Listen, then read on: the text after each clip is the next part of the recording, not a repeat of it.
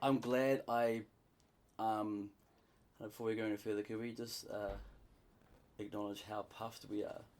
Because for the first half of that podcast, I hate the globe. Yeah, I know, like, because I know it was me, well, that carried a lot of the breathing load. Because when you were talking, I just hear.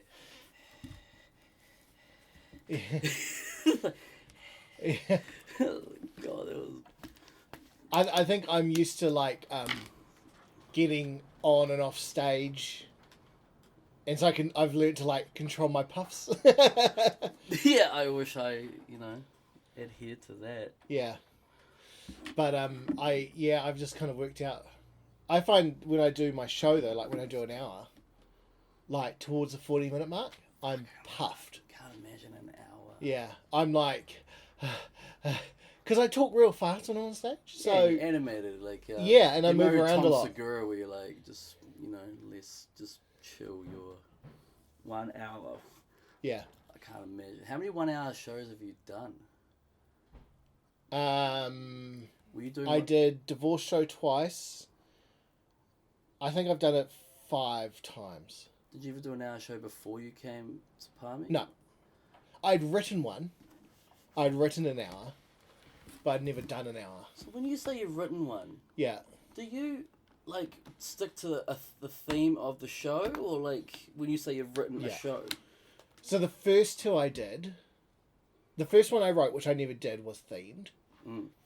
The second one was, to be honest, I took the existing one and changed it, and it was a completely new theme. And the third one was not a theme; it was just. It's just an hour of comedy. Mishmash of Jokes, yeah. You went as far as like taking the liberty of segueing jokes, but you didn't stick to a theme? No. I mean, I wrote it in a way that the material kind of flows. Mm. Do you know what I mean? So I get from one thing to another. But there's no theme, there's no like overarching thing. It's just an hour of bullshit. Which I found was easier to write. Because when I was writing to a topic, like, I strayed off. Yeah. And then I had to try and get back and be like, well, I can't use any of that. Well, like, because I wasn't expecting to jump on stage at all. Like, the year I've had, I was like, I'm just going to wait until next year. Yeah. And for a number of reasons, like, I don't feel like I'm the same person I was a year ago, let alone the same comedian. So I feel like I need to find that voice again. Like, yeah. So that obviously affects material and whatnot.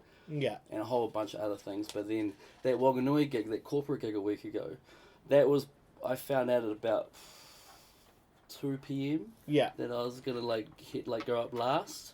Jamie was like, he's like, he goes, to be fair, he goes, you would have been one of the first people I came to because it's a Mexican restaurant.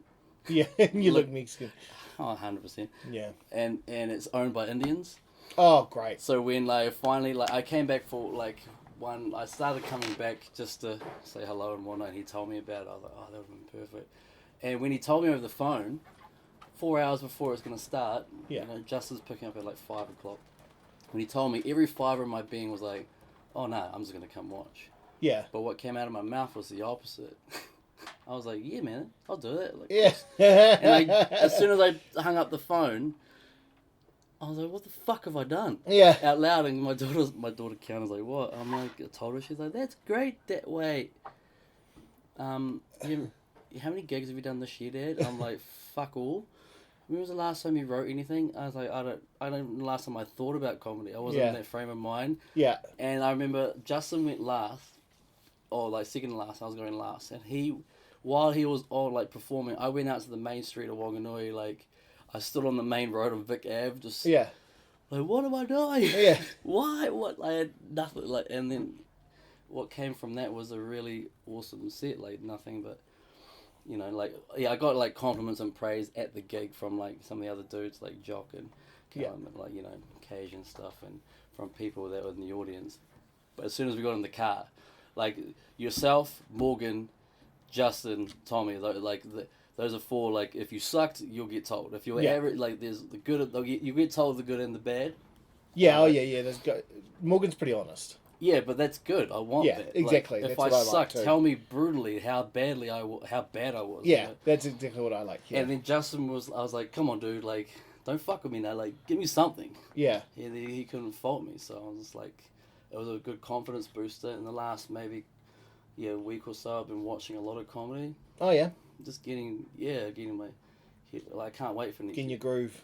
Yeah, well, like I said, up until a few weeks ago, like, even though I was saying I'm gonna do comedy next year, Yeah.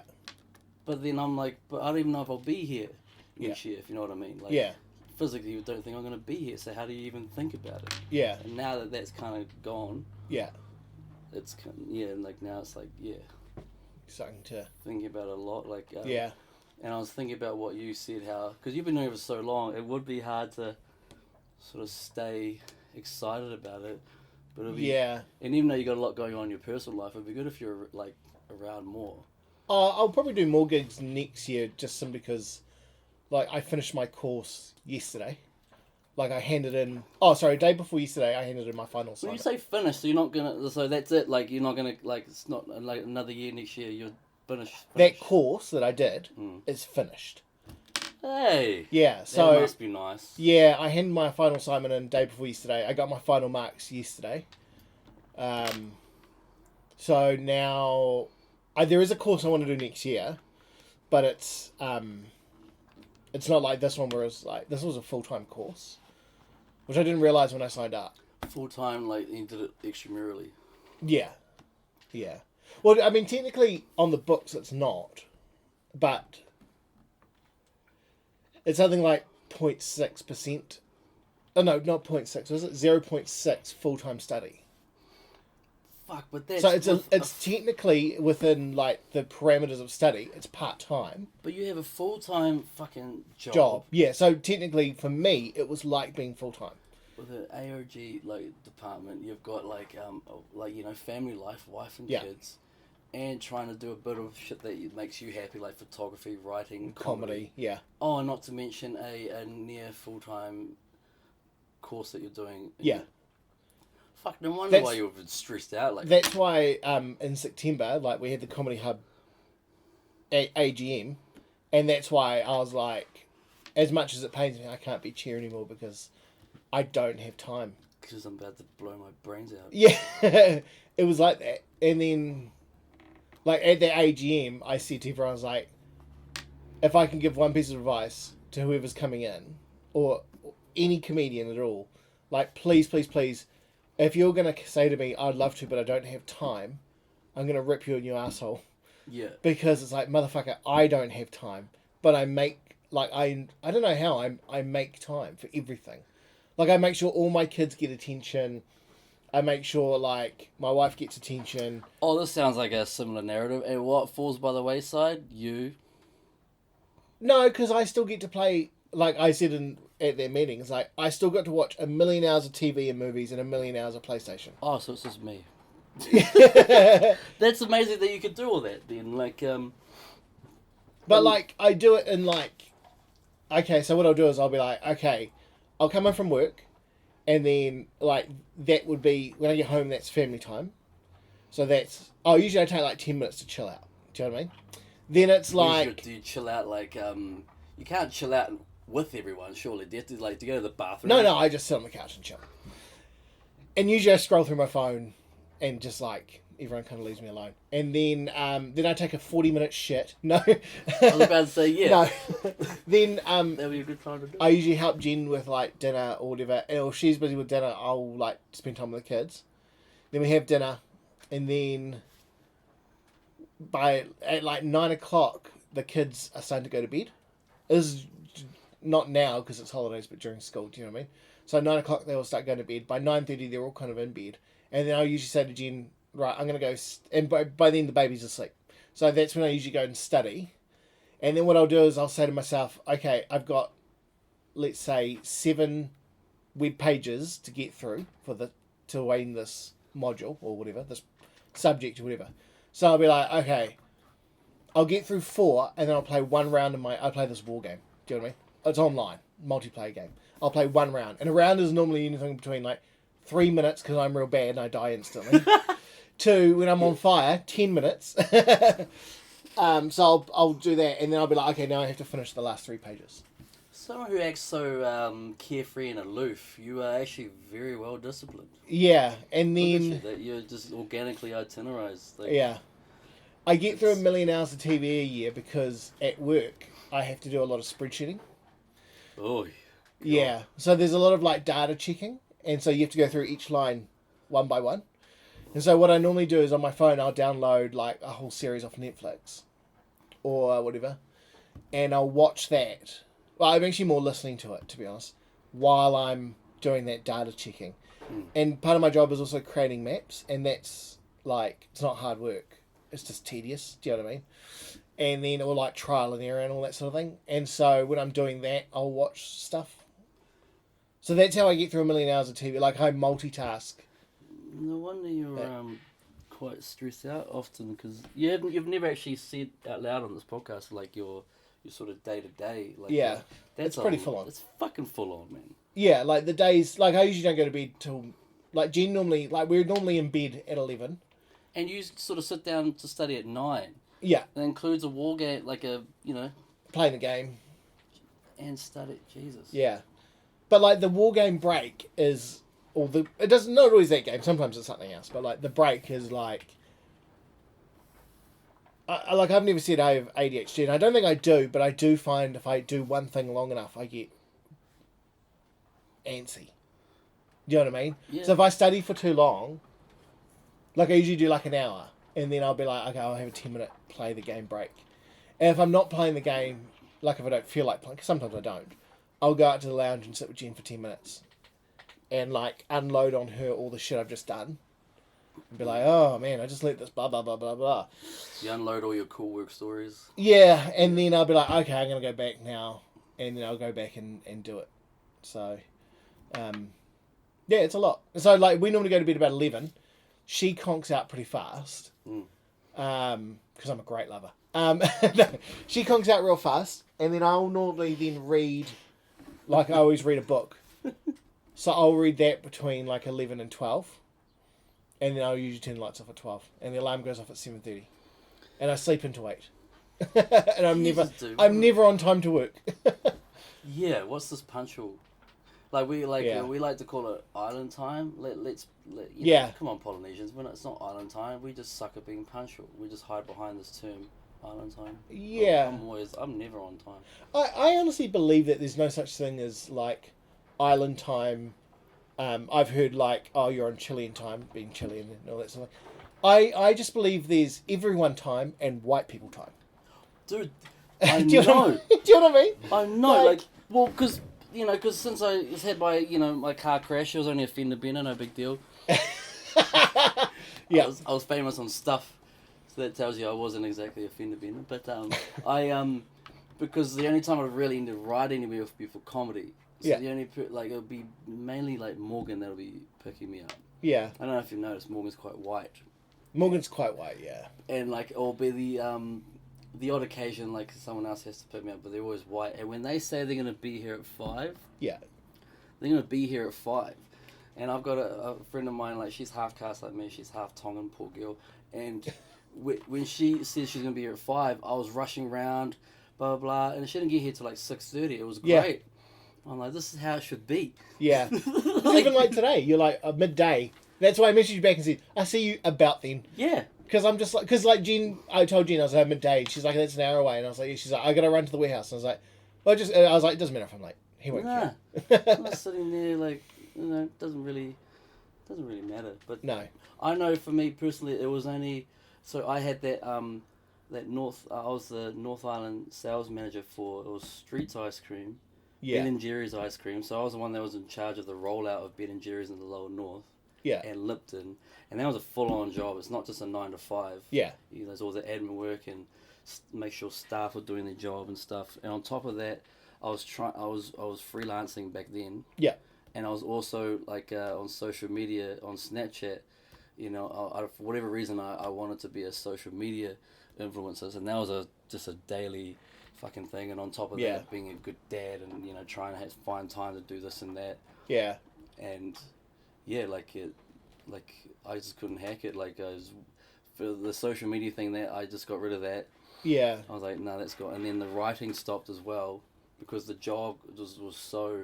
Yeah. And I just wasn't disciplined enough in my time. Like that, and plus I found that I enjoyed not just like half an hour downtime. I liked lots of downtime at night.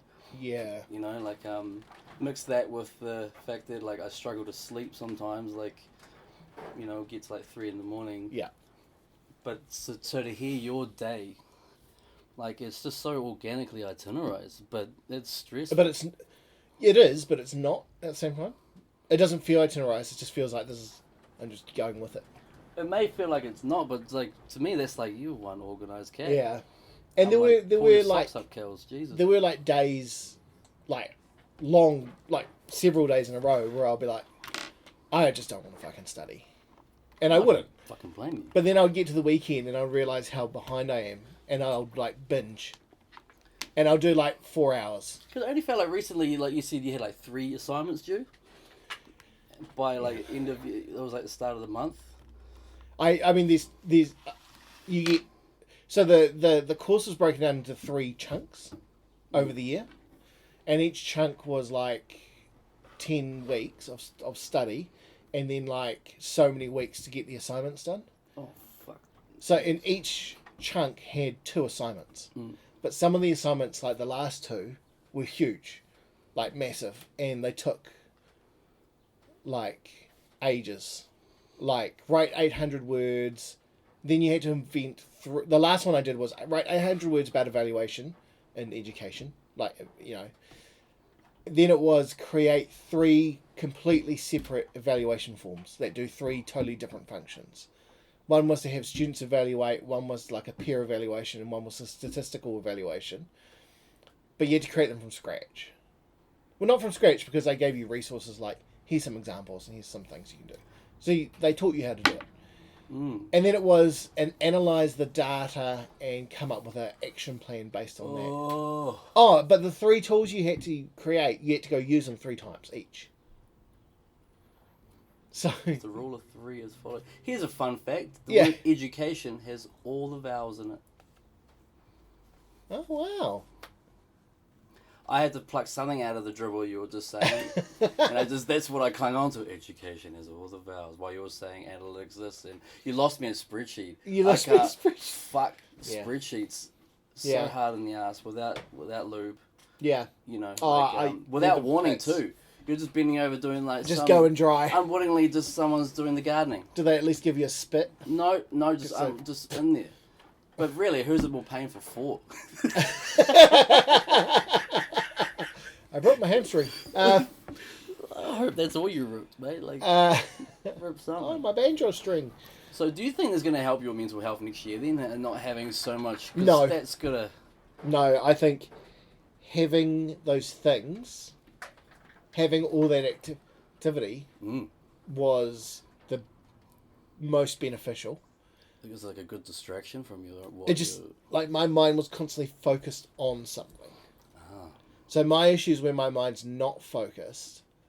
It goes to places that really you don't want it to go. So I need that constant like project work to do something. Well then, okay, so all the time you're spending on studying this year, then like that's exciting. What are you going to fill it with? Like Masturbation. That's a lot of masturbation. That's a lot. Yeah, my plan for my penis to fall off. Like no. fucking hell. Like I hope you don't have calluses on your hands or. I don't know. Really There's another course next year I want to do. It's less intense. It's only 10 weeks, and that's a photography one. Oh, this is like away from work. This is something that just a course that interests you personally. Yeah, I mean the last one was 2. It just will help me. It'll benefit me at work with the long term. But actual photography, who's that through? UCO. Is it the audio-visual unit down King Street? I don't know. I haven't enrolled. It's $200. $200. Oh, take one. That seems really cheap for a photographer. You'd think that'd be quite expensive. Like, Well, it's only a certificate. Doesn't matter. Yeah, that's. And it's 10 weeks, twice a week. Yeah. That's So, so you're sort of taking that photography because you've talked about that quite often now that you're really enjoying you enjoy photography, but you're actually going to take it the next step where you're going to do like a 10-week course. That's cool. Do a formal I mean, don't get me wrong, like, this isn't like a career course. Like, this is just it's more of a hobby course. To enhance your, like, you know... Yeah, it's just to learn new skills. That's cool. Essentially, yeah. I like that. Yeah. So there's something to do. So I'll do that. I'll probably do more comedy and... Yes, we need you more, like, need you on stage more. If only Nathan Cross wasn't so busy all the time, because you two on the same card... Is a good show. Yeah, because you guys bring energy. Yeah. He can't help it because he's Scottish. When was the last time you saw a low energetic, like, quiet Scotsman?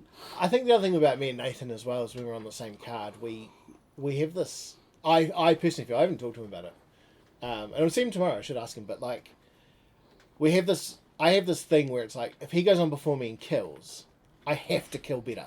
Mm. And it's not because I want to outdo him. It's not that at all. Because you guys sort of at the genesis of the whole comedy hub thing. You guys started it, really. You were at the start of it all, eh? Well, Nathan came in fairly early into it.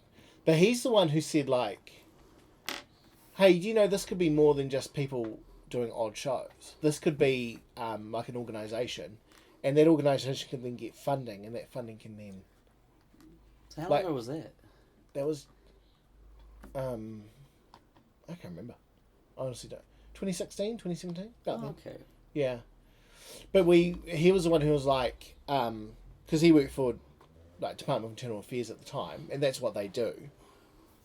That's part of their job, is to like help organise not-for-profits and shit like that. And that was his job. Like, I put together not-for-profits. Oh, bro, come on. I know, that's why I was holding them before, but I was, it's our friend Tyron. Do you want to answer it? No, like, we can't really do that right now. Isn't he going to, like, ring you back 9 times, though? No, but he will be listening to this, so that's, you know. So, Tyron, what the fuck? Tyron, you ruined this whole podcast. We have to start again. Yeah. I'm going to delete this recording. That's it. You know, that's it. Actually, we'll just pack it up now. Yeah, that's the point. Let's just delete this whole channel. I love you, Tyron, but fuck's sake. Plus, got to be one of the hairiest men I've ever met. Like, he's got very hairy forearm, hairy knuckles. Yeah. And he's not. Like, he doesn't work in a kebab store. He's white. Yeah. But he still has hairy knuckles. Like, for those listening, he is Robin Williams hairy. Yeah, like. Yeah. Yeah. His face looks like Robin Williams' knuckles. Okay. Hairy. Hairy. Okay. Yeah. Just one of those guys who's got a hairy back. I mean, you got brown blood in you, like, so you wouldn't have a hairy back. Latino blood, yeah. You don't have. Got that olive. That olive. Yeah. I've been inside like nearly all year. This is the whitest I've ever been. I thought you were about to say I've been inside a lot of people. But... I've been inside. Well, I don't like the word people. Like, why? I feel like that sentence should be gender specific. I don't want to define you. Well, I want to define what I've been in. I've been in a lot of. Oh, people. sorry, bro. You've been inside a lot of animals, and which one's worse, animals or men? I'm not judging. I'm not judging. I'm asking. I think animals is much worse. Is it though? If you came to me and said I've been inside a lot of men, I would be like, okay, bro, that's cool. But if you came to me and said I've been inside a lot of animals, I'd be like, I think we need to talk about this. What if it was like a big brown grizzly or fucking like a fierce animal, like, and I managed to tame it? Do you think that makes you more manlier or more perverted? That's what I'm getting at. Like, what's a deadly fucking... Let's go with a bear. I like the idea of you taming a bear. Grizzly, not a gay bear, a bear. Big grizzly fucking bear. And it's just like, I managed to like woo it. Yeah, woo it, yeah. Yeah, and then, you know, to the point where... It loves you. Like, Okay, my first thing would be, have you got any proof of consent? No, actually, the fact that you're alive and you fucked a bear is proof of consent. Because if the bear did not want you to fuck it, it would not let you. It would sit on me and kill me. Yeah, I would be talking to the bear instead. You know, and This would be a Survivor story. I don't discriminate. I survived Kels. It's like it gets like land in the sea. Like show me a great white and I will and I'll fuck it. My next question to you instantly would be what position? Um, Because I think cowgirls out of the question because they were all about 500 pounds. Yeah, that's a lot of beer. I think the oral sex and whatnot will be Rolled out. I just feel like a hand job from a grizzly bear would be. I think yogi bears. It's. It lies to us. What else was growing up? It was the Berenstain beers. Oh, the Berenstain beers. Bernstein beers. Bernstein. These yogi Yogi beer. Yeah. What other beers was that?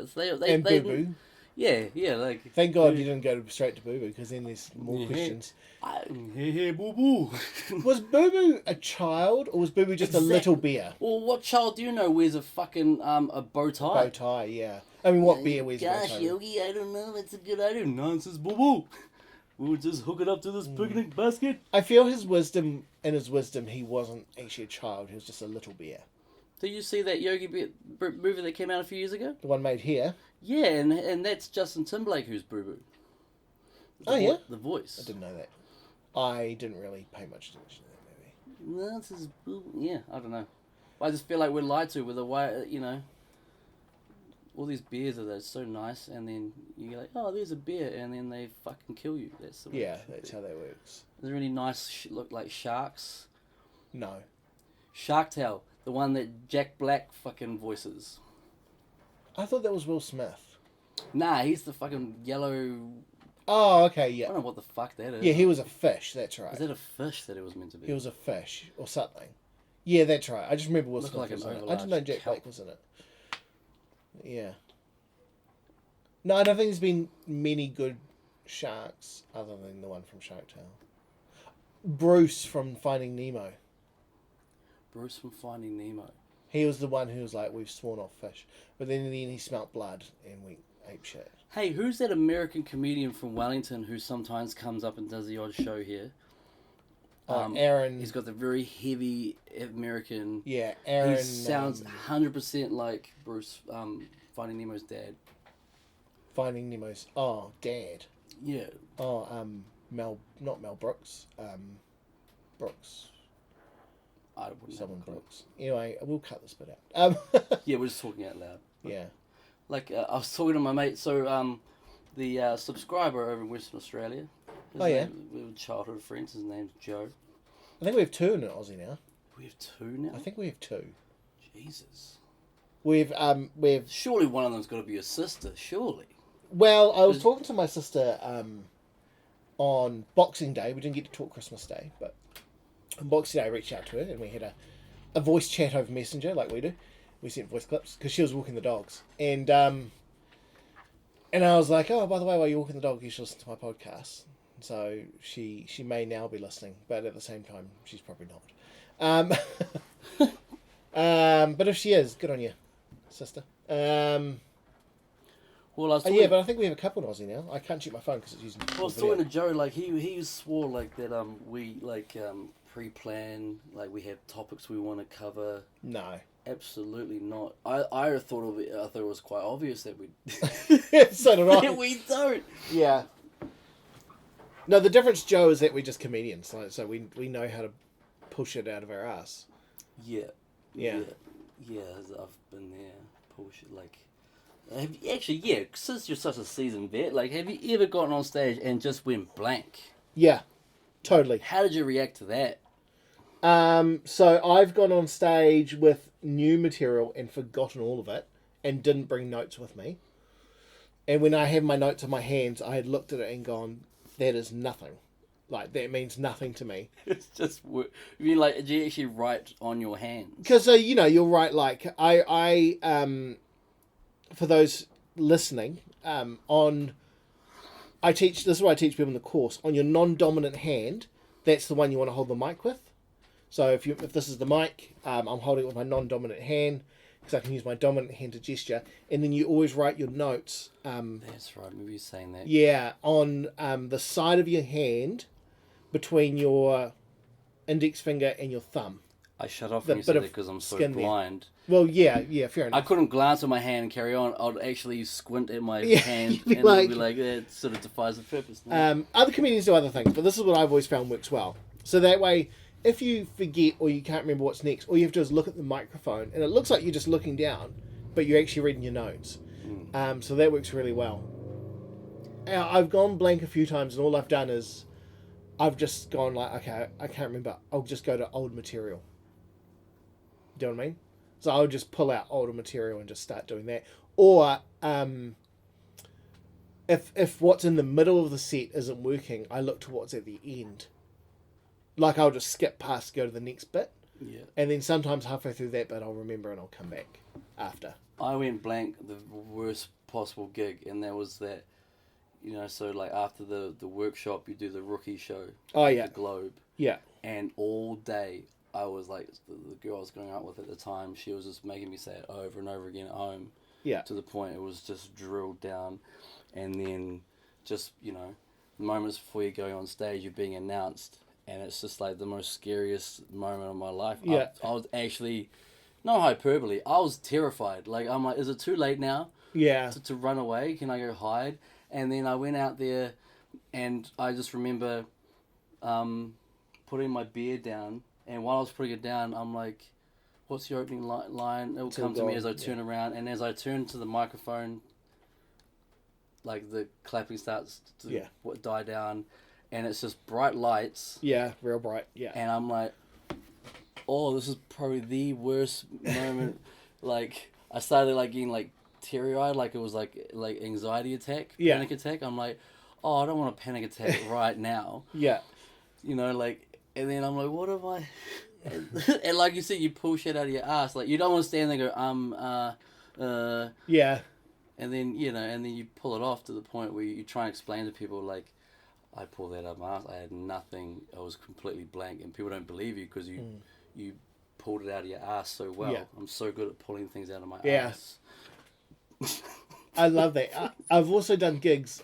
Speaking of pulling things out of your ass, I've also done gigs where I go with a whole set and do none of it because something else has come up, and it's just like blah blah blah, and that takes over. Yeah. I love when that happens. That's my favourite. Well, I've done it the other way around. Like, it was a big learning. Cause that first year, man, you can't even fathom how much there is to learn in comedy. Yeah. Like, the biggest thing I learned was timing, but the other big thing I learned was know your audience, or like understand who you're in front of. So, I remember the open mic night here in town, it was at the Royal. Yeah. And that was the first time I've written that joke. How. I start because usually I jump on stage, I'm all smiles and yada yada, and I was quite somber, and I stood there for a while, wait for it to be completely dead silent, and I make sure I say it really clearly. I say, fisting ruined my childhood. Yeah. And it was the first time I did that joke, and it just fucking killed. Like, yeah. I remember when I said fisting ruined my childhood, everyone was laughing, but Nathan's laugh bellowing from the back of the room. Yeah, it's great. It was huge, and then that killed, and it's like, oh, I'm gonna do that at the Globe on Saturday night. But the difference between an open mic night on a Thursday night at a pub versus the Globe Theatre where you're like, you're 45, 55, 65-year-olds are at home like, oh, what should we do tonight, love? Let's go see a show. Yeah. And they pay $25 each. And then I walk out and, 2/3, 3/4 of the crowd are 45 years and over. Yeah. And the first words out of my mouth, fisting ruined my childhood. Yeah. Immediately, it's like, the air just sucked out of the room. And I just carried on with it. Like, that was the biggest lesson I learned. Like, maybe I should have went with more PG. Yeah. Like, who here has kids? Yeah, I do. Yeah. That's the biggest thing I learned. Know the crowd is a little bit important. Yeah, I learned that pretty quickly. But, that's the whole point of learning. Like, exactly, yeah. At the end of the day, I don't have an ego. I don't care if you hate me or like me. I don't care. Like, when people are so scared that, you're going to bomb. Yeah. I don't care. Like, embrace it. Yeah, bombing's part of the learning experience as well. It's a very unique, art form because you have to be willing. The only way to get better, the only way to do it and get better is you have to get on stage. Yeah. In front of people. And then you have to, so you have to be willing to suck in front of people. Yeah. You have to be willing to just be... Because when people see stand-up comedians on TV and stuff, you got to realise that they'll go to an open mic night and do, an 8-minute set. And out of that, maybe 1 minute of it was funny. Yeah. So they'll bank that 1 minute. Yeah. And that 7 minutes that was shit, they'll scrap it. Yeah. And they carry on doing all these open mic nights, and they slowly build a set that's ready for like TV. But you know, a vast majority of their set, and this is going up to like your Kevin Hart's, Dave Chappelle down. Most of what they say is shit, because like you don't know what's gonna work until you jump up on stage. Like I've had material that I didn't think would be that funny, or they'll throw away lines that killed. Yeah. And I've had material that I thought was gonna land big time. Yeah. And they don't. No. Yeah. You're like, really saw that was gonna. Yeah. Like, but that's the thing. Like, I'll laugh at myself. I'm like, did you guys hear what I just? And I'll repeat it again. Yeah. And then I'm like, oh fuck you guys, that's funny to me. And like, that gets a laugh. But in the back of my mind, I'm like, won't do that again. Yeah. I had that the last gig I did, which we put the clip up of. All day, I'm laughing at one line I wrote, and I didn't think it landed. But the line I made up on the spot, great. We came up with funny material after you came off the stage. Yeah. Yeah, you're like, oh, that like. I didn't write any of it down. I'm real fucking. I remember like the you were saying that you know like make this, make that. The like, shit I forgot. Yeah, and I'm like, and then I was adding to it as well. You could see this. And you're like, oh, that's great. Like the whole like Mick Juice. Oh, the Mick Juice. I can't. My phone's on. Like, you know, like what was that? I want some. Just give me some Mick Juice. Yeah. Who doesn't want Mick Juice with their burger? I don't know. I can't remember. I was hoping you wrote. I can't remember. That was part of the McBrothel bit. Yeah. I'd go to the McBrothel, get a McBlow, and maybe some Mick Juice. Yeah. Okay, I was thinking about a McHappy. Oh, that's what I call a Happy Meal. Yeah. A McHappy ending. Yeah. I don't know. Yeah. It's always cool to bounce off each other. Like, yeah, Mick Juice. Yeah. That was a good set. Like, that was alright. Yeah, but the bit I wanted to land didn't land. It was just the Mick Treaty, the Mick Queen, and the Mick Treaty. Well, like the thing is, like you came up with two like ideas that, you know, like it's like you know, say what's going on in the world right now, the whole like COVID thing. Yeah. And when people go up, like I'm sure like what you've got to say is interesting or funny, hopefully. Yeah. But it's still about like a something that's on the news. It's everywhere. Like it's not anything new. But when two skinny people hugging, yeah, you guys are just bumping junk. Yeah. That's what there's guts for, because it's a nice buffer. Cause, yeah. And then when you see it to one, like, I don't know who you're talking to in the crowd, like, I know where that hug leads to. Can't remember. Do you remember saying Oh, that? Justin said. Oh, yeah, Justin said something like, oh, but I like, or you like my hugs or something. And I said, yeah, but that's because I know where your hugs lead to. Yeah, that was a good line. Yeah. And that was one of the lines I just made up then. Yeah, I like those ones. And and that got a good reaction. But I really wanted the McTreaty thing to land, and it didn't. I remember one of the biggest laughs I ever got was the one time I bought my daughter.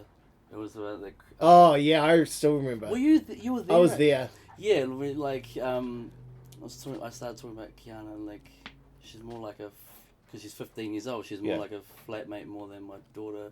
And she just yelled out from the back, like, thanks, Dad. And I was just like, shut up, babe. Like, shut up, babe. Like, and they got a really big laugh. And, like, the cool thing was that she had the presence of mind to not carry on. Because, you know, like, she's a kid.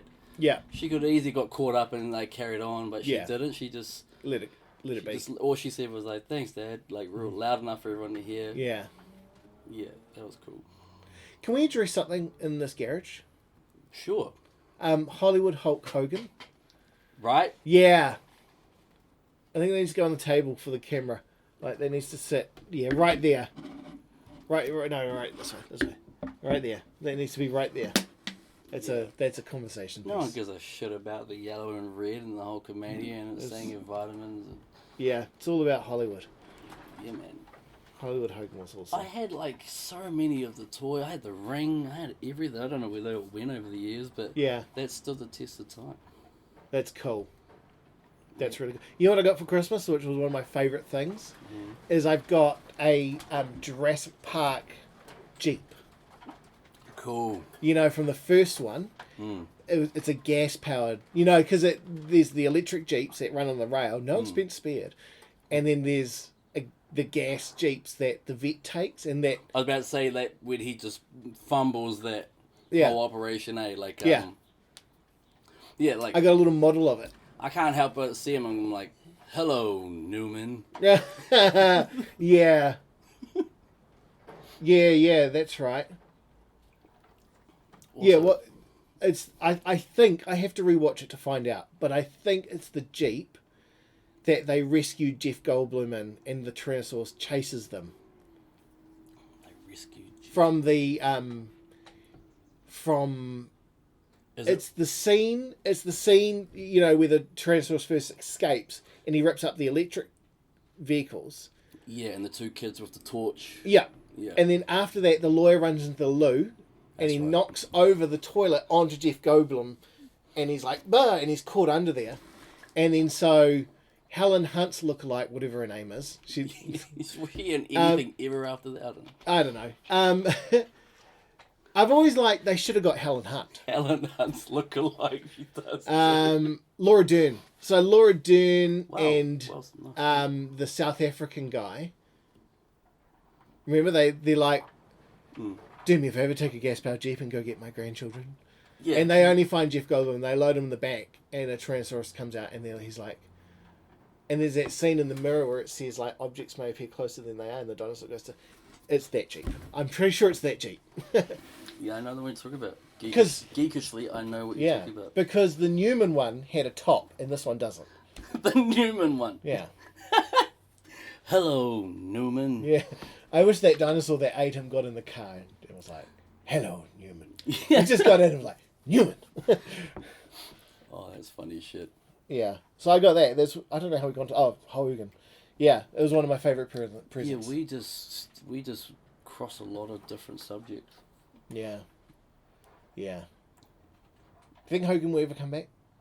One He's more due run? for a return. Like, he should just Ric Flair it and keep doing it. Like, I read somewhere that Ric Flair might be having another comeback. Oh, no way. I hope not. He is done. I feel like physically. he stopped aging at a certain point. Like, for like a long time. Like, from Yeah. his WCW run, whole WWE run. And then I saw him recently. I'm like, oh, Yeah. he's really old now. Yeah. Still the best promo of all time. Do you know what I watched the other day? Speaking of people getting old. Do you know what I watched the other day? Yesterday, I watched The Sopranos 25-year anniversary, and they got the whole cast almost back together. Obviously, James Gandolfini died, but like, Hey man, there's the hologram shit around. yeah, if they can do it with Tupac, they can do it with anyone. But they had the kids, the two kids, the wife, all the like Paulie Walnuts and all that sort of thing. Big Puss was there with his on-screen wife. The shrink, the Jewish guy. Do you know what I mean? Like Christopher Moltisanti was there, and they all talked about the show, and I was like, some of them have aged terribly, but others, like Vito Soprano, have aged wonderfully. Yeah, some people age so well, and others. Yeah, the kid AJ, he still looks like, because when that show ended, he was like a teenager, right? And he had like a goatee. He still looks exactly that aged. He hasn't aged a bit. But, like, the old Mafia guys look fucking terrible. When's your birthday? October. Oh, so you just turned like okay. Yeah. I'm still clinging on to that 30. I'm 36 in like in February. Yeah. Not like I give a shit. Yeah. But Like it matters I at this look stage. every one of my 36. Yeah, I know what you mean. I feel every day of it. Like I told you that time I was at Pack and Save, and I was with like a girl I was going out with at the time, and she looks young as, and she was getting fucking ID'd, and then I was wearing my sunglasses, and I was just standing there, and I never get ID'd, and then the Chinese lady looked at me, and she's like, "You ID?" I was like, "Oh, thank you." Like, it made my day, and then I was like looking for my ID. And I found it in my wallet, and I took my sunglasses off. And as we made eye contact, she literally like notioned towards her eyes, like, you know, swiping her eyes. And she goes, "Oh," and she just pointed at me like, "Oh, no need, no need." In front of everyone. It was funny, but fuck you. Yeah. Like, yeah, I look old as fuck. Yeah. Oh, I shouldn't say old as fuck. There's older people, There are. but there are newer buildings. That was really nice. Like the tallest building in the world is younger than you. Isn't that weird? Is that the Burj Khalifa? Yeah. That's newer than you are, but it's the biggest building in the world. How can 18 months ago, Jacinda Ardern was on the top of that building? She was named like one of the most powerful women in the world. Oprah's talking about her. She's all over American TV. 18 months later, she is now the most hated person in the world. Like, I wouldn't say in the world. Well, she's up there. In the country. Well, how did she drop the ball so hard?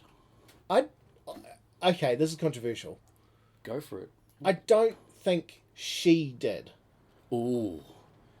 Okay. I think laying blame on a single person in a democratic country is not right.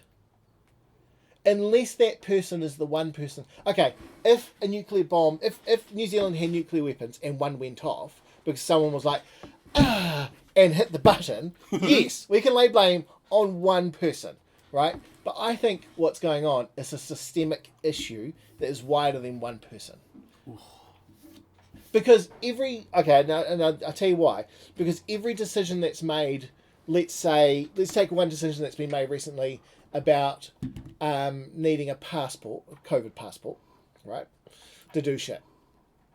That wasn't just her sitting there going, you know what? Everyone listen. Yeah, I think we should all eat toasted sandwiches. Do you know what I mean? Mm-hmm. It wasn't that. It goes to...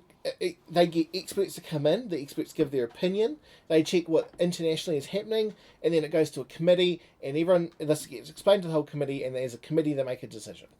That's the democratic way of things happening, right? And that committee is elected by us, the people, because it's made up of other politicians, right? And maybe some experts who they pull in, like Dr. Ashley Bloomfield or whoever. I just open up a can of worms with this. But I don't think it... I don't think in the end it lays on a single person for what's going on now. Like I said, if it was, oh shit, I accidentally blew up the Sky Tower because I hit the self-detonate button. Yeah, okay, it's a person's fault. Do you know what I mean? Yeah. That'd be cool if she was the sole, like, everyone listen. Yeah, she was a dictator. Idea. Yeah. Everyone has to pray at 9 a.m. every morning. Yeah. See, that's Afghanistan at the moment. Is it really? Well, I don't know about 9 a.m, but like maybe it's later on Sundays. But like other countries, North Korea, for example, is a dictatorship. So everything is decided by one person. I would love to see Jacinda Ardern famishly, like just hungry, and she gets a corn on the cob. I reckon she would just absolutely destroy it. Do you think she would bother? Those gnashes. Do you think if she got a corn on the cob? Do you? I was going to make a horse joke, but I'm bigger than that. Like her teeth. Do you think she would do it row by row? Do you think she would just randomly eat? Or do you think she would just deep throat it and pull off an empty cob? That's what I was thinking. Like, does she, with gnashes like that, like, what's her method of eating such a corn on a cob? Does she just put it in her mouth and then pull it out and it's just... Maybe she eats the fucking cob too. Maybe. I don't know. How long does chewing gum last in her mouth before it turns to dust? I don't know. Yeah. Who knows? How do you think she goes about with American hot dogs? Or even hot dogs on a stick? Back to American hot dogs. Does she deep throat that shit or she... I don't think she realised there's a stick.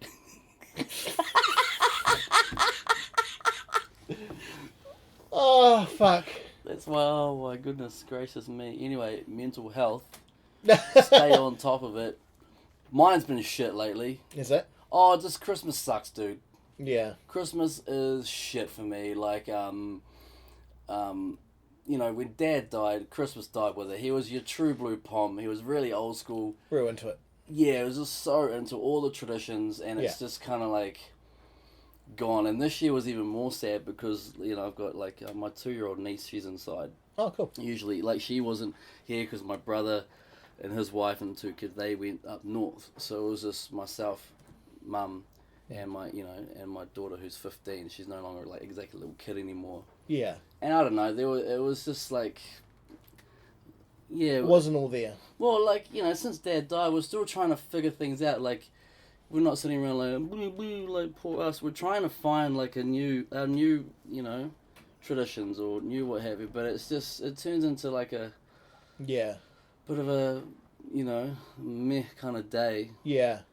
And it just, you know, like there's 2 times a year, like, you know, like not so much his birthday I found, because my dad's birthday is the day before mine.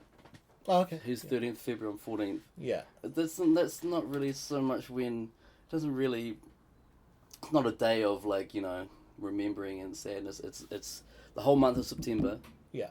You know, I was, you know, pretty vocal about that to yourself actually. Yeah. Like, just because I didn't grieve when he died because I was too busy Doing stuff. yeah, running the show, and I Yeah. just find every year the grief is getting drip fed, Yeah. which is weird. And Christmas no different. Like I felt it again, like Yeah. Dad's like lack of presence, Yeah. and it just sort of, yeah, I felt pretty, like, you know, like it hit me pretty hard, like and it just, it's the ups and downs of this whole depression roller coaster. Like Yeah. you're gonna be having a really good week, and then when you start falling to the point where you're having a really shit week, Yeah. you can't help but look back and like, man, last week was great. Like, Yeah.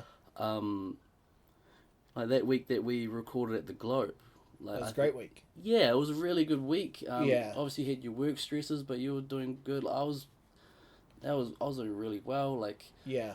I was excited because I was back in the comedy like scene again. Like, you know, like, and the amount of love was in that room. Yeah. You know, like, even, you know, the amount of people that was listening to the podcast even. Like, Yeah. It was huge.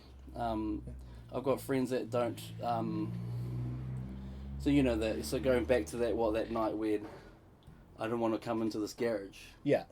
Because I knew it wasn't going to come out, like, you know, I have a small list of people that I turn to, and none of my old, like, really old, true, like, since childhood, high school, like, brothers are on that list, and it's because they can't, I feel bad for them, because if I try and open up to them, they can't empathize, they Yeah. cannot fathom what that, you know, what it's like. But for them it's been good, because it gives, it's teaching them, you know, this is their words, like telling me that they're learning, you know, through our voices, what, you know, Yeah. more better understanding, you know, which is helping them in their daily lives, which Yeah. is cool. Yeah. Yeah. You know, Fully. like, so this podcast is not just about people who are suffering, it's about everyone, like, just living in a world where, like, this, like, you know, mental health has so many faces, so many forms, Yeah. regardless of you suffer from it or not, but recognizing those around you who may be suffering, and Yeah. having a better understanding on what they're going through, and maybe how to act or not to act around them. Yeah. That's cool. That's cool hearing that. Yeah. Fully. Yeah. I had a question for you. What was it? Oh, it was about your dad. So we were talking about Christmas traditions yesterday. Me and my wife.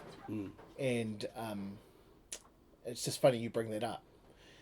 What sort of Christmas traditions did he have? And have you or your brother, not so much your mum, but have you or your brother thought about, like, continuing those on?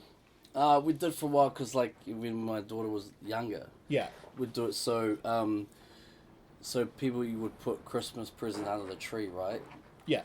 There wouldn't be a single present under our tree until, like, so on Christmas Eve, when my brother and I, when we were younger, would go to bed. Yeah. That's when all the, like, mum and dad would bring out all the presents. Yeah.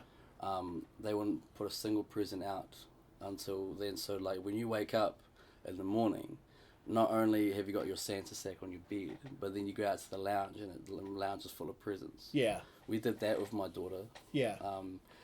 Every Christmas Eve, we used to go to the Santa cave, especially the one of Farmers. Oh yeah. Okay. The Yeah. old Farmer, Yeah. That was old a one. Christmas Eve Yeah. thing. Like, there was always Christmas carols playing. The house was decorated, not on the outside, it was inside. Yeah. But it was like just top to toe. Dad Yeah. was constantly playing Christmas carols on the piano. Oh wow. Like, that was a constant. There was there was like certain traditions that we had, Yeah. and we did that for a while with my daughter when she was younger. But now that you know she's 15, like a lot of those traditions are kind of not really doable anymore. So Yeah, totally. I get the Christmas, because we do the under the tree thing. So what we do is we will put out like this year we put out maybe 2 presents for each kid under the tree, so they saw there was something there, and it got them excited and lifted their spirits a bit, because this Christmas is unlike any we've had for a long time. Like, this was completely different. Yeah. Because we didn't have any foster kids, we didn't have Yeah. any in-laws or parents there. Yeah, It's I've been just waiting us. for you to unload that. But Yeah. that's another day. But that's, So 'cause that's a biggie, bro. That's a yeah, big- it was a massive change. We always decorate the outside of our house. Yeah. This year we didn't. It was so noticeable. We were even piped up. I'm like, Where's huh. the lights? Yeah. It just doesn't, because your house was always the brightest on the street. Like, Yeah. We even decorated the tree up front, like the council tree. yeah, blow up Yeah. all these like blow up like ornaments Yeah. and lights. And So we couldn't be fucked, basically. was it, you couldn't be fucked because like it's sort of some of that, I won't dig too deep because I feel like that's going to be something you got to talk about one episode, the foster kid thing. Yeah. But was that the reason why? Like, was That that was part a of big part of it. Like, Mm. we were kind of just a bit emotionally spent, and we were Course. kind of just like, we wanted the focus this year to be on our kids, purely on our kids, not on external things. You Do know you know what what I mean? negative energy in the house during Christmas for the Yeah, kids, but that would exactly. have been hard to mask. 'Cause Yeah. it's that was such a Well, big we'd thing. done our mourning about that, so we were just like, let's just do this. So what we did this year is we put out some presents for the kids under the tree, so it looked like there was stuff there. And then when they went to bed, we Jen wrapped presents. Wait, should say. so you did the wrapping Christmas Eve night? The last minute stuff. We had Okay. done a lot of it already. Okay. But the last minute stuff, we did. I mean, we were still shopping up until Christmas Eve. Yeah. Like, I wrapped Jen's presents, which I bought on Christmas Eve. So, So much thought. well, because I was working right up and Yeah. stuff like that. And plus, I was broke until Christmas Eve. Like, then I had some money. I was like, okay, great. Yeah, like, what if, like, it's like, thanks for knocking out that mortgage and Yeah. power, Dad. Thanks for the lights, Dad. Yeah. Like, where's my presents? Yeah, that's what Dad's it was. broke. So, when they went to bed, we put out. So when they came in, it was full. Do you know what I mean? And there was quite a bit. And Yeah, that's cool. yeah, but we were talking about this. The reason I asked if your dad, about your dad's traditions, because we were talking about traditions and what will change in the future, what traditions we will and won't have anymore, and all that sort of thing. Yeah. And what traditions I had as a kid growing up, because I had to have 2. We always had 2 Christmases essentially, because I had one with Mum and one with Dad, and they were. And what we would do is They would have been polar opposites, surely. so different. Scottish versus Chilean. It wasn't even Scottish. It was just like. Roast chicken, fucking. It was, yeah. Funny that came up. It was like, because the Chilean one we did everything, of course, on Christmas Eve. So we had the big meal and presents and everything was on Christmas Eve. But Mum still did Christmas morning too. So she was like, I know this is our tradition, but it's yours, sort of thing. So we'll still do a little bit of this. Oh, sure, mate. But we never had Santa sacks. Is that right? I at least I don't remember. Is it not a Chilean thing, or is it just not your mum thing? Like, is Well, it, I think it's more of it's not a Chilean thing, but huh. I don't ever remember having them. Maybe I'm wrong, and if my mum or my sister or whoever are listening, correct me please, but I never remember getting one. And with my dad, I don't remember having them either. You'd remember that, so Yeah. must not be like. I don't recall ever having them, but there were gifts from Santa. They just weren't in a sack, like they were wrapped in little things. The from best Santa. part is when, because there's a 6-year gap between my brother and I. So Yeah. when you become privy to the whole, there's no Santa. What do you mean? No Santa.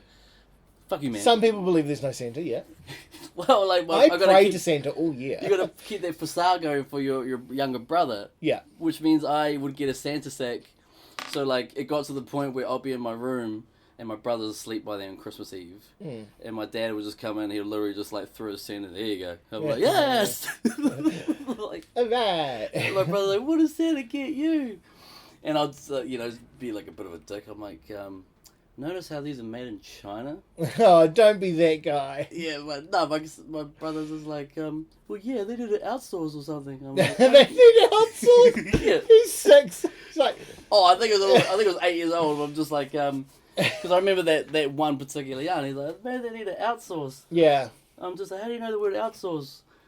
He's like, I don't know. Look, I got a Simpsons. Rubik's Cube. I'm like, you'll never solve that.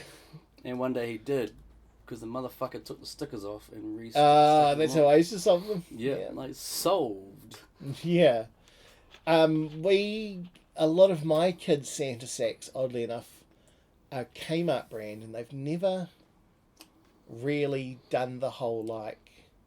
No, you're too caught up, man. Yeah, they're just too excited about what they're getting, but there'll be a day. There'll be a day when they're like... I read this article and I've never forgotten it. Sophie wasn't even born, but we were pregnant. Jen was pregnant. Actually, we were at the doctor's for a checkup, because our doctor was also an OBGYN, so he did the birth instead of a midwife. So we were in the doctor's, and I was reading this article about Christmas. Someone had written a letter into whatever this magazine was, and probably Women's Weekly or something, and they had said something really cool, which was, when your kids, if you have different age kids like you and your brother, when the older one finds out that there is no, it's all parents, the conversation shouldn't be that, oh, it was a lie, we deceived you. It should be, now you're in on the secret. Now that you know there's no Santa, you get to be Santa with us, and be Santa for your younger siblings, and be Santa for your younger cousins and all that sort of thing. So I've always held on to that. So when Sophie gets old enough, I get to be able to have that conversation with her. It's like, yeah, there is no Santa, but now you get to be the magic that is Santa. I think it needs to be said. Do your kids listen to our podcast? No. Because that's a hell of a way to find out. Yeah, Dad told me. One day they're just going to run into the loud, wah! What's the awesome? And then you're like, oh, you know, you do the, what's the matter? Like, Santa, oh, you see now you're Santa. Like, yeah, I know. Oh, let me guess, we're part of the whole thing now, Yeah. right? Yeah, I know. Yeah. Watch what you say, Dad. Thanks, Dad, before you jump. My dad kind of fucked it up because he had the worst handwriting. And terribly, and he wrote like you leave the cookie out in the milk, and I was like fucking young as my brother wasn't even born, so that's how much longer this was. And my first reaction was like, Dad, why did you write?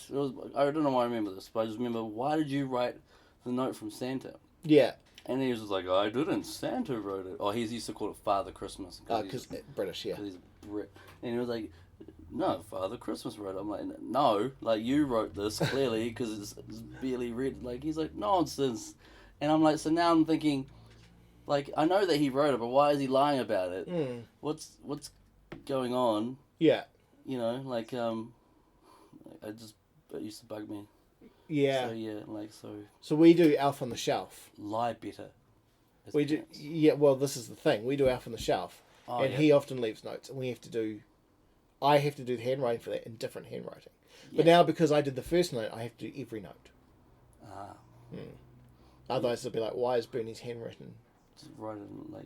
Are you left or right-handed? I'm right-handed. But I still write with my right hand, but I know these certain things I do to make it different. Like, my E's are really swirly, and his ones have a perfectly straight line, and then they're almost perfectly round, and they're big, and the ends are massive, and like other letters are small. Cunning. Yeah, so I know that's how Bernie writes, so I have to write like that. Lying to your kids. We, Bunny Rabbit prints a letter every year. Bunny Rabbit? The Bunny Rabbit prints it. For Easter? Yeah. Well, no, not just for like September. Yeah. Just July, like, yeah. Another letter from Bunny Rabbit. Yeah. He wants to know what we're up to. Just wanted to touch base, see how things are, you know. Oh, he's not doing well. Diabetes. No one saw that coming. Yeah. What's wrong? He's got diabetes. Like, he's got the diabetes. Santa's never left a note. No diabetes. Really? Yeah. Santa's never left a note. No, the elf does that. Elf leaves all the notes. But yeah, bunny rabbit print something, and we don't celebrate New Year's. You've always been so Christmassy. You love that shit. I fucking actually I didn't always. I hated Christmas for a few years, but that was because a few Christmases I hated it because I was alone. Was this so like And I hated I was alone. early adulthood, like after high school, but before Yeah. you met Jen? So what happened was when I was in high school living with Dad, Mum moved to Aussie. And with her would have moved all that beautiful food. I can only Yeah. imagine those Christmas Eves, the banquet. yeah. And then after high school Empanadas. when I started working, Dad moved to Aussie. Oh hell! Different part of Aussie, one Melbourne, one Brisbane. And Moved to, so Auckland? and what? Did you stay in Auckland? I was in Auckland at the time. So all my Chilean family was in Palmy. I had my Scottish family in Auckland, but we very close, but not that close. So As close as like Scottish or / English people can get. oh no, a bit closer than that, but like I would they're a tight unit. Do you know what I mean? And even though we're cousins and stuff, like we'll go up and I'll be very warmly welcomed. They're lovely. They're the most beautiful people you ever meet. They're so lovely, but I always felt a little bit like I'm intruding because it's their Christmas and so. So what I would do is on Christmas Day, I was living in my apartment. I always volunteered to work everything but the stats because I had nothing to do anyway. Right. Whereas like the other people I worked with had family and kids and blah blah blah. So I was like, no, I'll work. And so I would go up to the family's place in Hunua for like Christmas lunch, and then stick around for a bit and then come home. But then I'd be home by myself. The only other person who would like come over was my friend Abdullah, and we're very close friends. Because his family is Middle Eastern, so they don't really celebrate Christmas. Like they would do gifts and have a nice meal, but he's like, oh, we never have a tree, we never do any of that sort of stuff because it's not our thing. And so he would often come over and would hang out. But because I didn't have that closeness, and my sister was an Aussie, but because I had to work, I didn't have time to go to Palmy or Whitianga to see my family. So I was a bit like, oh, Christmas sucks. I was a bit humbug about it. Yeah. And then I met Jen and I was still like, oh, Christmas. And then it was the first year we had Sophie. And she's like, no, this Christmas is this magical thing. Then I was like, oh my God. Yeah. This is the best thing ever. And ever since then I've been all about it. Like I count down to it every year. And today Jen started taking the decorations down and I couldn't bring myself to do it. Is that right? She's like, oh, do you want to do it? I was like, yeah. Yeah, I'll watch the kids. My thing with has been lately, I don't want my negative, even though I was being hypocritical because I did say to you, I'm so used to being the one that sort of brings everyone up and makes sure everyone's alright at the detriment of my own health. Yeah. And so, but during that, especially on Christmas Day, and on Christmas Eve as well, like, I knew that I was being hypocritical to what I've been saying, but I didn't want my negative, the outlet of like the negative energy I was giving off to affect the house. Yeah. But you scratch the surface and secretly Mum and Kiana were feeling the same. Yeah. Like they feel like it's just something you'd think we would have figured it out by now with Dad being gone, but we just haven't. Haven't. It'll come. Oh yeah, yeah. But I thought it'll be here by now. It's still when people are counting down to Christmas, like excited, like we should be too. Yeah. But we're not. We haven't found it yet. Yeah. But like going back to what you're saying with the food, like 2 Christmases, ours was like all the English like trimmings, all the traditional food, but all the like the Polynesian food on one, or it was actually 2 tables, like all the food. Yeah. By the way, when I was at your house on Christmas Day, I came around for like an hour, I was right. That ham, that beautiful fucking ham. Yeah. It has ruined ham for me because we had a leg of ham in the fridge, and I'm like, yeah, sweet. I went to go have some, and I started chewing it, and I wish I could see my reflection. I was like, the fuck's this shit? Yeah. And I had like some other ham the other day, like some an auntie or uncle brought it around. Same again. Yeah. Yeah. So do you know what the trick to that ham is though? What? In all the ham, best ham I've ever eaten in my life. There's a trick to it. Firstly, you got to have a good glaze, right? Good glaze is the trick. But then what you do is we do this with all our meat though. We cut it up and it goes straight back in the juice. So if you have a glaze and you take it out of the pan's full of glaze, cut the meat up and put it straight in and toss it so it's coated. That's why every bite was sweet. It was so good. Juicy. And like Jen's on to me, like she knows when there's food that I enjoy eating. Yeah. And I'm standing, I will start singing and dancing. Yeah. Like unaware until people are looking at you like what, like that ham was so good, and I was right. It's fucking ruined ham for me. Yeah. But if we do it like a roast lamb, we do it till it falls apart, and when it falls apart, it goes straight back in the juices of the lamb. So when you go to scoop it out, you get all the juice, and you don't need gravy, you don't need nothing. Did you ever envision yourself being a vegan? No. My sister's a vegan, and I don't know how she does it. She used to love meat just as much as me. But she's found her way, and bless her. Like, I support her 100% in her veganism. Like, she's totally healthy and stuff. I admire their strength. Like, Yeah. because of my health, all the ailments that I have, having a vegan diet would be so much better for my health. I'm just too weak. Yeah, my sister's a lot stronger than I am. 100%. Like physically, because have you seen her? Like, no. she's buff as. That's like my but daughter. mentally, she's a lot stronger than me. So when my daughter and I stand next to each other, it's just like you look at me and her, you're like, yeah, she'll take you in a fight. yeah, she would. but yeah, she'd probably beat me up too. But yeah, my sister's my opposite. So yeah, she's a vegan, and I must admit, some of the food she shows me looks epic. Like, every now and again, she'll flick me a picture, or she'll put it online and say, I'm eating this. And I'm like, holy shit, that looks good. And it sounds good. But I can't bring myself to do it. So Tash is all on board, like, with the whole, like, it's pretty much when you guys are ready, when you guys come back from your holiday, that big family, like, potluck. Yeah. So it's going to be Singaporean, is that how you say it? It should be Malaysian, really, but it's Singapore. Some Oriental foods. It's going to be Chilean. It may be Chilean. It may not be. What do you mean? Well, it depends on what we make. What? Oh, okay. Because you want empanadas, but it's like, oh, fuck, that's a lot of work. Oh, don't do whatever makes. I can do empanadas, but they'll be cheat. It'll be a cheats one. Because what I do is I'll do the mince and everything properly, but I'll use pre-made pastry. I won't use the homemade pastry. Because that's where it's work. I want to, don't want to do it to work. All I know is I won't be doing much because. Maybe your mum. If mum's doing, like, I would want to help, but I just feel like I'm just gonna if she's such an amazing cook, I'm not gonna help. I'm gonna make things harder. Like, I said, peel the taro. Not what have you done? I'm like, you ruined it. This whole lunch is off. I'm like, what did I do? There's only one way to peel potatoes, right? And then she'll probably look at me like, you dumbass. I'm like, my bad. Yeah. No, it's cool. When we get back, we'll organise it. Yeah, I will do some empanadas for you. No problem. I'll make them up. But it'll be cheap pastry. It won't be real pastry. I don't know what other Chilean food you want. Maybe Jen might make some. I don't know. Like, Sopapillas whatever is made, I will be happy with. Yeah. Stomach's growling. That tells me I need to eat something. Yeah. But before you jump, pack a lunch. Yeah, before you jump, it's like pack a parachute was the last one, eh? Yeah. Now it's pack a lunch. With your parachute. Yeah.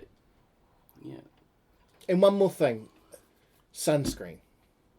Oh, not you, listeners. It's hot. Sunscreen it up.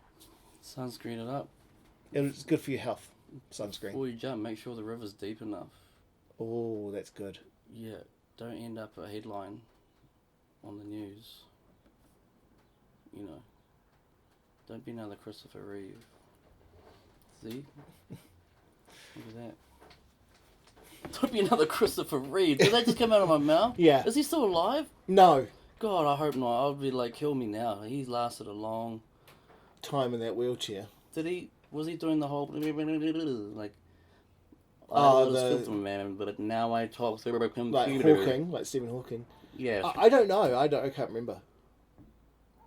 Do you know why I bought the speaker today? A funny story.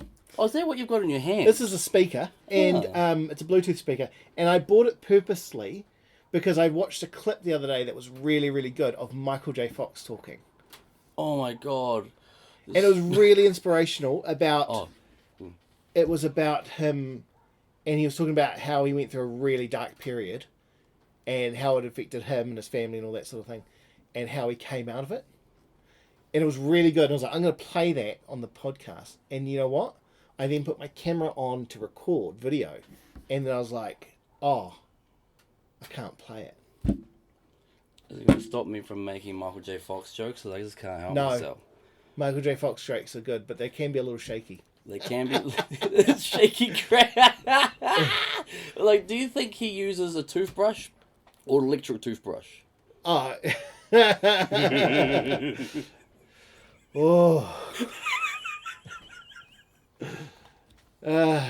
Fucking hell. If there is a hell, We going? we're going. I've already penciled in. I've already It'll be worth it for that. Booking.com. It'll be worth it for Michael J. Fox jokes. Just hope he's not the one with the fire extinguisher. Yeah. Point at the fire. I'm trying. You know what? He'll be the best person to play Operation with. Yeah. You'd win every time. You don't have to put one thing. Your turn. Come on, are you even trying, Michael? Yeah. Oh, that's great. But before you jump, pack a lunch. No, the river one was better. Pack a lunch, pack sunscreen, check the depth of the river before you jump so you don't end up like Christopher Reeve or even worse, like Michael J. Fox. Because that sunscreen will end up everywhere.